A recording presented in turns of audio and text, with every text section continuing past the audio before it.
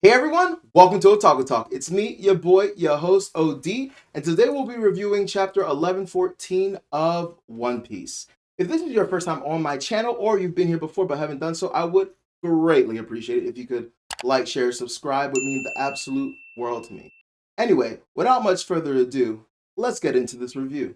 頑張れそう頑張れ諦めないで口笛吹きさ歩き出そうよ Going now. Alright, so chapter 1114 of One Piece. All of us were super hyped for this. I'm super blown because there's a break next week. We've been getting so many breaks. We had a hiatus and then we had a break and now we have another break. So it's okay. It's okay because at the end of the day, it just gives Oda more time to rest, relax, take care of his safety, and flesh out the story so that we get a better work, all right? But honestly, I was very excited for this chapter. I really wanted more information than what we got this chapter, but regardless, it's okay. I was really hoping we would get some mention, some information of the ancient kingdom, but that didn't come to fruition, and that is totally cool. We still have time for that, right? Also, just a quick little plug. I did a video the other day with another small YouTuber like myself, Tyrant King Kuma, excellent content creator. Highly recommend you guys check him out. He does great work, has great edits. We had about a 2 hour stream where we just shot the shit about what the news of the world sea level rising meant for the One Piece world, some predictions, some theories, some recontextualization. So feel free to check out that stream. I'm not gonna lie to you, it's completely raw, it's completely unedited. I just did not bother. I just made it a candid conversation. So it's not the prettiest thing, but it is. If you are a One Piece fan, I have no doubt that you will enjoy it. Anyway, a majority of this chapter is just various people and kingdoms around the globe of One Piece finding out this news and reacting to it. We have, a majority of the places we see just cannot believe it. We have places like Mocktown where they're just laughing. We have places like Water 7 where they're incredulous. And just all around the world, we see various reactions. And the general consensus is this news is unbelievable. And it's completely warranted. If someone just got on the news one day and said, hey, the world is going to flood, would you believe them? We have this case with Moses. A lot of people didn't believe him. So honestly, it's very acceptable. Even if Neil deGrasse Tyson was to come on the airways tomorrow and say that, we are going to drown tomorrow, I would be skeptical myself. Even though he is a renowned scientist, I would be like, why? The only reason that really sells people, that kind of gives them a little bit of credence, is the fact that it's obvious that this recording took place prior to the events happening today and over the past couple days. And he mentions that there should be an earthquake coming up. And so that earthquake in our time just happened recently. So it gives a lot of, credence and verification to, like, maybe he's not completely out of his shit, maybe he's not trolling us, maybe he's not lying to us, right? Now people aren't completely sold, but they're willing to, suspend their disbelief, if you will. Now, something I found really interesting during my read of this is I tried to examine all the reactions of various people, and I assumed random townspeople, wouldn't be aware of this flooding. That makes sense. But it seemed to me as though a majority of the Marines didn't believe this at all. So that's kind of interesting to know. That's nice to know that the Marines as a organization are not aware of this flooding. That makes sense. They're foot soldiers. Information like this is probably need to know. However, we don't get a solid read on people like Akainu and Aokiji, right? Akainu, he has the dot dot dot going. He has the lines under his eyes. He seems very angry, but we don't know what it's about. Is he angry because he didn't know this information is freaking him out, or is he angry because, oh shit, the cat's out the bag? Same thing with Aokiji over in Hachinosu. He's just kind of silent, kind of just contemplative. Is that because this is taking him by surprise too, or he knows about it and he's also like, cat's out the bag? What will the ramifications of this be? We don't know. One group of people I was particularly interested were the celestial dragons, right? The world nobles. And they seemed to be really upset with Vegapunk's message, but I couldn't tell if it was just they were upset that he had the gall and the temerity and the audacity to stand up here and expose like their secrets, whether or not they know it's true or not. I just think they didn't like the idea that someone had the audacity to like stand against them and like do this like illegal broadcast. But I honestly don't know if they're aware of the flooding. I mean, to be fair, it wouldn't matter if they were or were not because they're in the safest place possible. But that's still the one thing that made me really question it was there was this female world noble that that said void century with a question mark. So she doesn't seem to be aware of the void century. So this seems to be something amongst the this seems to be something amongst the common folk knowing about the void century or having rumors of the void century, not something generally like told amongst the world nobles. And I have kind of a theory about the world nobles. Not really I have a bunch of theories I'm going to say for the end of this video. Let me just talk about a couple other things that happen in this chapter. For example, I will also want to talk about the fact that we get a blast from the past. Saul, he's listening to this transmission and he is laughing his ass off at what's happening. I think part of him finds some kind of catharsis and solace in the fact that a little bit of, his friends and the soul and the will of the O'Harans is getting to live through, Vegapunk essentially snitching to the world about what the world government has been doing and what's happening in the world. To be fair, he hasn't said anything about what the world government's been doing, but what's happening in the world and the secrets that they've been hiding. He even talks about the poneglyphs and how they have so much information about the past and how it's taboo to read them, but he couldn't help it, and so he did. And so that's interesting. And while that's happening, we see Robin give a little face to while they're talking about several documents. And I'm really curious if we're gonna get anything out of Robin. Robin knows so much. Robin's knowledge has been a boon to the Straw Hats, and we don't know a fraction of what she knows. There have been opportunities for her to tell us, but Luffy's dumbass has shut that down because he does not like exposition. He does not like spoilers. He wants to find out on his own, and that's cool for you, Luffy. But fuck you. I want to know about the Void Century. I want to know about the Poneglyphs. I don't know what's going on with all of that. So hopefully we find out next chapter, right? Something else interesting that happens is Edison, his little quote unquote suicide mission. I don't know if if he's dead. He's not dead, but like he's badly injured. I don't know if we're gonna be able to get to him or not. But basically, he went down and did something to basically expand the surface area of the clouds. That because before, if they were to fall off the clouds, it would land on the bottom island, the land below the clouds. But now he extended the clouds enough that when it goes over, they'll land into the sea. So I think that's how they're planning to get the Sunny into the sea that way. So that was a really noble gesture, a really courageous thing that he did. Shout outs to Edison, our homie, for doing that. Now, the rest of the Gorosei are freaking the ever living fuck out. They're like, oh my God, we got to shut this thing down, destroy every living thing. And they're just going crazy. My question is there going to be a point where they try to get rid of some of these high ranking vice admirals? Right now, I think a lot of the rank and file are on ships right now, even though it sucks to suck. Those ships are getting sunk and whatnot.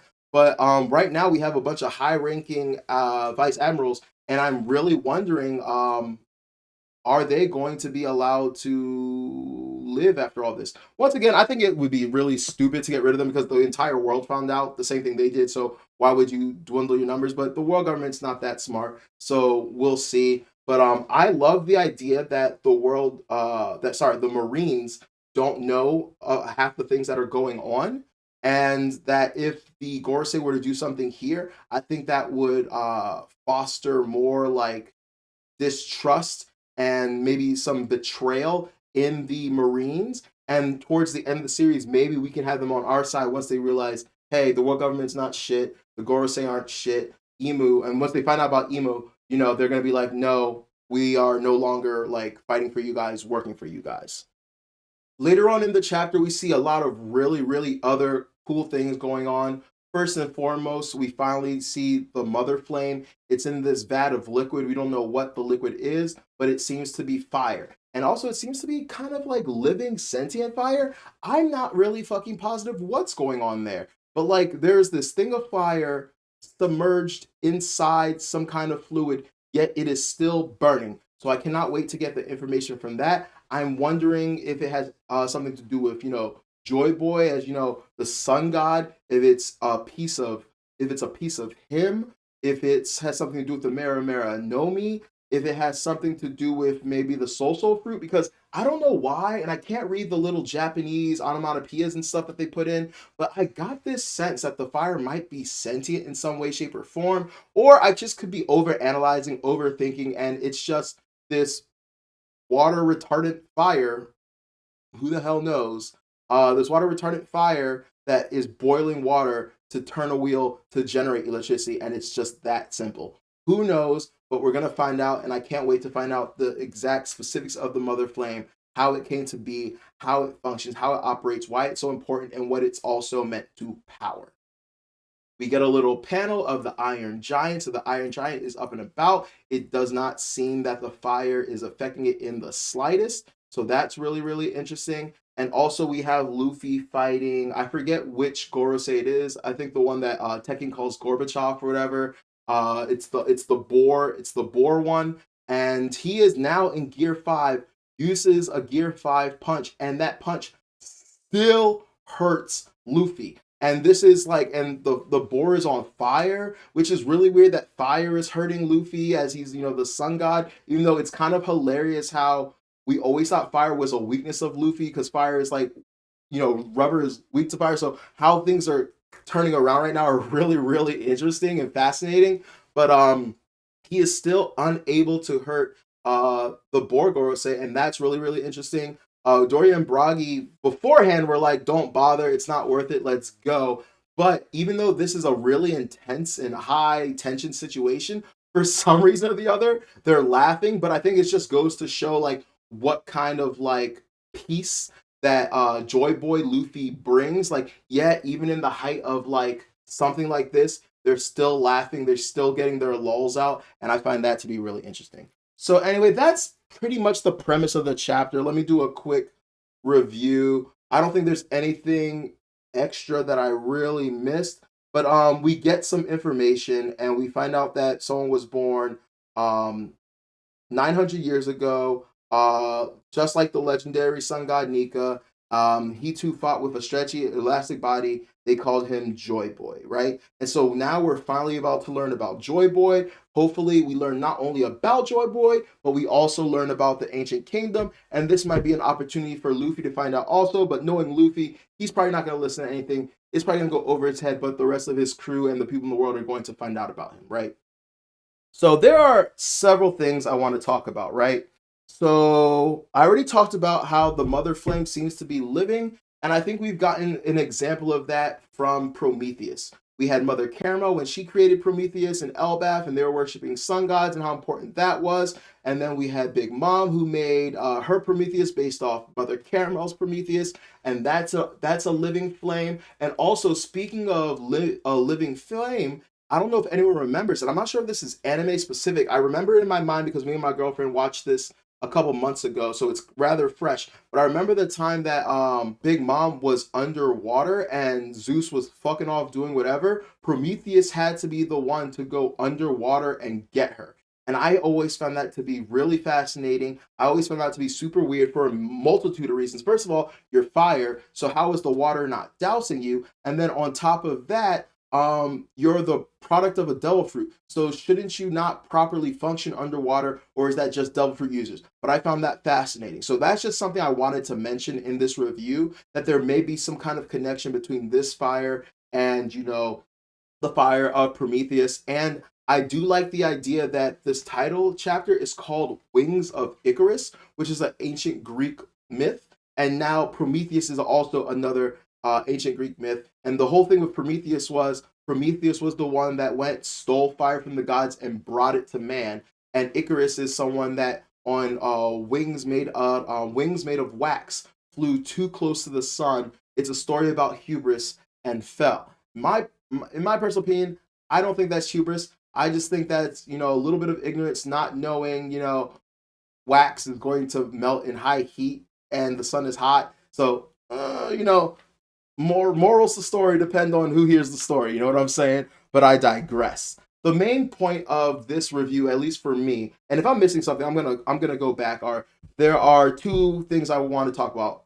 Well, three things I want to talk about. The first isn't really that important, and that's where this fucking snail is hidden. Everyone's trying to solve the mystery of where this snail is. I don't think it's important. For plot wise, for the people that just want to be like this doesn't like just want to make sure that this whole situation makes sense. Um, a lot of us for the longest time have thought either it's with Dragon being safe kept somehow. Another theory is that it's on Elbaf being safe kept somehow. But now after this chapter, I've been seeing a lot of people speculating that hey, the first time we saw Vegapunk was he was stuck inside the Iron Giant. So maybe it stands to reason that the reason he was stuck in it was because he was trying to place the snail inside. It makes perfect sense that he was trying to put the snail inside because one, who would think to look there? And second, this Iron Giant seems to be impenetrable. Now, maybe it hasn't been met with enough force, but we've been seeing the Marines trying to deal with it, and they're saying that nothing is working for it. So Vegapunk, obviously, Genius is like, all right, whatever this is made of is super strong. It's super impervious to anything. This is going to be a great inconspicuous place to put this snail, where even if somehow, some way, someone does find out, it's going to be a bitch and a half to get inside. All right. So there's that theory. Now, two things I want to talk about. All right. I shouldn't have even put numbers on it. Here's what I want to talk about. The implications and the ramifications of this flood. What does it mean, right? First and foremost, where the hell is all this water coming from? During this whole entire thing, I've been wondering where the hell this water is coming from. I was wondering the entire time when Lulusia was, erased, how it raised a meter in the first place. Where is this extra water coming from? Is there something at the center of, I think I said in one of my other reviews, is there something in the center of the planet that holds water, that stores water? I know in our planet we have a bunch of icebergs, and if they were to melt, say from global warming or what have you, our water level would rise because there's ice. So is there just a big section of the world that is ice? I'm wondering, maybe this is a lot. There's been a lot of theories about why the admirals have all the devil fruits they do and how they're all useful in a flooding situation. We have, a Kainu who would be able to make land. We have no, what's his name? Green Bull, who would be able to vegetate that land. We have Akainu that could freeze some of the water, maybe make icebergs to reduce the sea level. Who the hell knows? Or temporary land. Kizaru can travel across any distance using his light powers. Maybe power things, who knows? Maybe light things up, who knows? So there's that. We have Fujitora that can control gravity, so maybe he can levitate up, islands and buildings, what have you. So there is a lot of credence to, the admiral power being specifically picked in order to kind of deal with this situation. So I find that to be really, really interesting, right? Um, what else do we have? What else do I want to talk about? So one thing I do not understand for the life of me is why Emu would want to flood the world. Now, in biblical times, God did it because, long story short, humans were acting ratchet and wild. They were getting out of control. God said, okay, this needs to come to a stop, and decides, I'm just going to drown all these bad people, save a couple. Moses, gather up your homie, your family. See if anyone believes you and wants to hop on the ark, that's cool, but everyone else got to go. Now, I don't see Emu doing something like that. It just doesn't make sense to me because, one, unless he can create beings, what's the point? And I'm going to get to that. And I'm going to get to that. But what's the point? So let's think about it from the first point, right? He just wants to get rid of all oppression, right? Anyone that opposes him. But here's the thing: every single bad guy that we've seen, it is an oppressive force. They use slaves or workers or the disenfranchised, the misfortunate, whatever you want to call it. They need people, right? Even the elites, the 1% in our world, I'm talking about real life right now, I'm bringing it meta right now, need us. We have to do all the labor. We have to do all things. We have to build the cars, do all the stuff. So I just don't. think it makes any kind of sense for Emu to get rid of us, because what is the point of being a king of nothing? You're king of the world, but there's no living things in the world. What the fuck is the point of that? What is the point of ruling over nothingness? Maybe he doesn't care. Maybe he's beyond that. Maybe he's bored. Who knows? But it just does not check out to me. I think I might have said something similar in my last review, and maybe the celestial dragons, the world nobles, will become the new slaves. But I don't know. That doesn't make sense to me. They haven't worked a day in their lives. They don't know shit. They don't know how to grow crops. So, like, unless Emu wants to do a massive re-education program with them, it just doesn't check out to me. But something is going on with Mary Joie. And I forgot to mention this earlier, but like we even see Doflamingo, and he was like, we had to go, we had to get somewhere high. Once again, talking about Mary Joie, right? And so another thing I thought about was, okay, what else is something we've seen a lot of in this series, right? And another thing we saw a lot of was the fact that cloning, making enhanced humans, altered humans, different races, all kinds of things. So my thing is like, Oda likes to do his subversions. He likes to do his I always say this about Skypiea. I think that Skypiea is a microcosm of the entire world. So what if all these things we've seen in the entire world are a microcosm of Emu, and Emu has some way, shape, or form of cloning people? And so maybe, like I was saying with the biblical God, he wants to completely just fuck it, start over, do over, wipe out the entirety of living civilization, and then replace them with his own special slave clones that are obedient, do what they are told, listen, just only live to serve him. Kind of like how like God created like humans with free will and stuff, but like maybe he will create humans, but not with that, but without free will, without the will of D type thing. So that's a theory I have too, right? Now, this brings me back to something I was talking about with the Noah.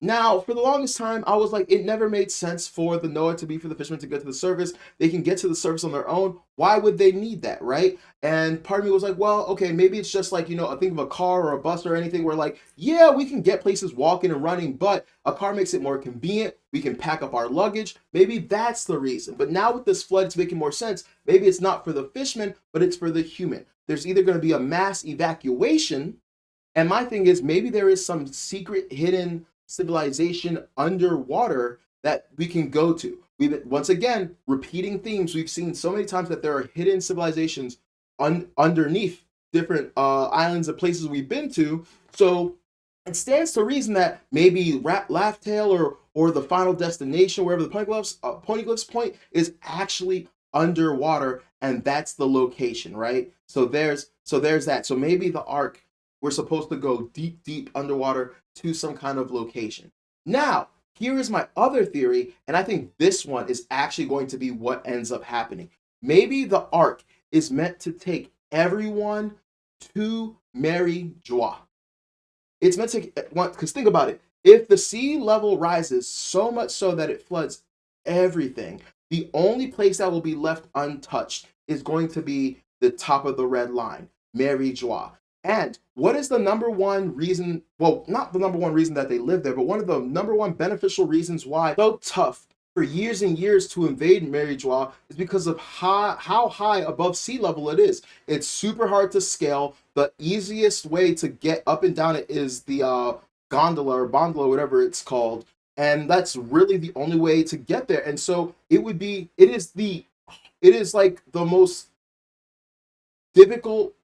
It's like having a castle with a moat and walls around it. It is so hard to invade. It is the perfect place strategically for war, unless, of course, you do what the Revolutionary Army right now is doing, and you have a siege, which doesn't allow for anyone to leave it, and you kind of starve them out. But invasion-wise, it's almost impossible for them to be invaded. However, with this flood comes opportunity.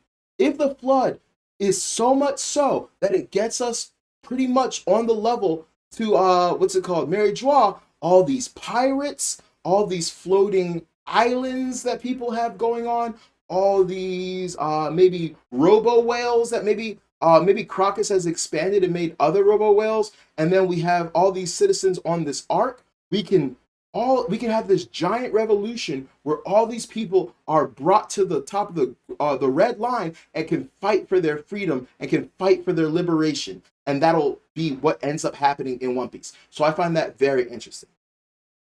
Now, the last thing I want to talk about, though, the absolute last thing I want to talk about is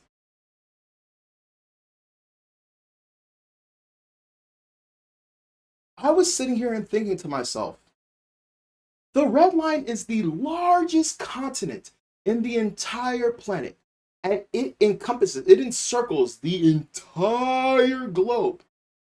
So why is it that we only ever talk about Mary Jaw and only ever see Mary Jaw?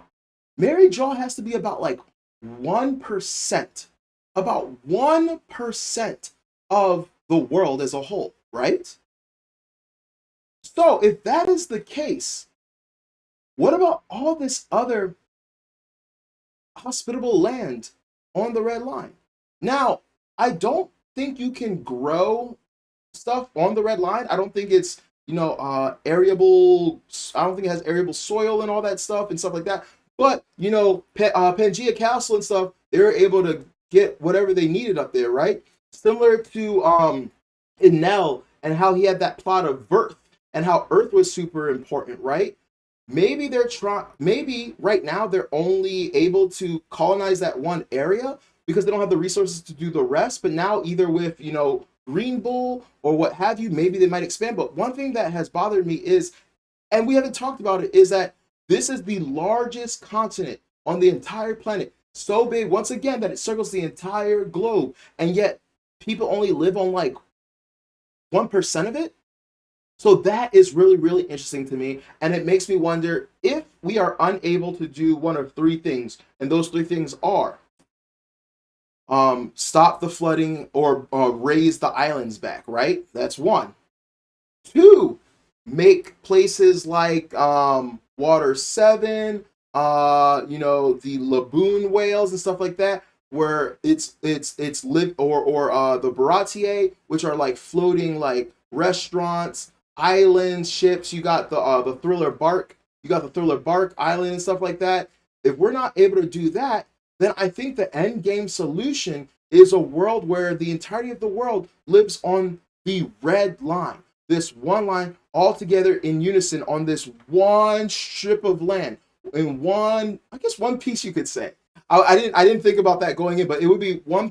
They would be all be living on this one piece of land, and then a lot of people would be getting their goals where everyone would get to live together in a way. So I'm really, really curious. I honestly could just be missing something. Maybe it was explained earlier in the series and I just missed it, and I'm just like dumb. But like, why don't more people live on the red line? Why don't people go like live on the opposite side of where where the opposite side of where Mary Joie is, where Reverse Mountain? Why don't people live around there? Why don't people move their way out? So I'm really curious, and I think the answer is Oda intentionally has not said that or not specified that for a reason that we're going to find out. So I think that's all I have to say on this chapter for now. I'm sure I'm missing a couple things, but I want to leave it there. Please let me know your thoughts, your feelings in the comments, any questions you have, anything I missed, leave it there. I really like talking to you guys. I really like having a back and forth with you guys. Thinking of ideas, you guys having ideas I didn't think about, me having ideas you didn't think about, us expanding and bouncing back. Like, that's what it is to be a One Piece fan. I think that's the coolest part of it. So yeah, leave me some feedback in the comments. I would greatly appreciate it. Also, just a heads up, I recently binge read all of Kaiju number 8.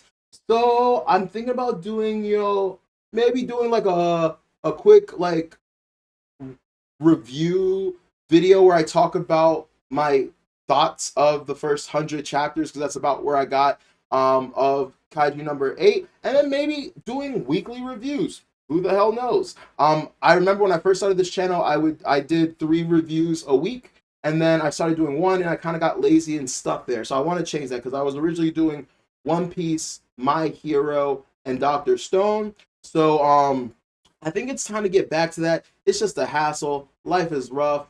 I'm tired all the time. things are hard, but this is something that's important to me. So I'm thinking maybe I'll do Kaiju number 8. So if you guys are interested in that, please let me know in the comments.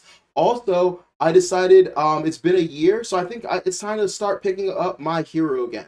So last night I started that, and I'm around the part where Deku just shows up to confront Shigaraki. He sees that Bakugo is messed up, let's just say that, and then a bunch of other heroes are super messed up. So I'm at a really, really good place right now to be hopping back in with tons of chapters to go from. So I'm really excited about that. And once I finish that, maybe I'll do weekly reviews of the maybe I'll do a catch-up review and then weekly reviews of that.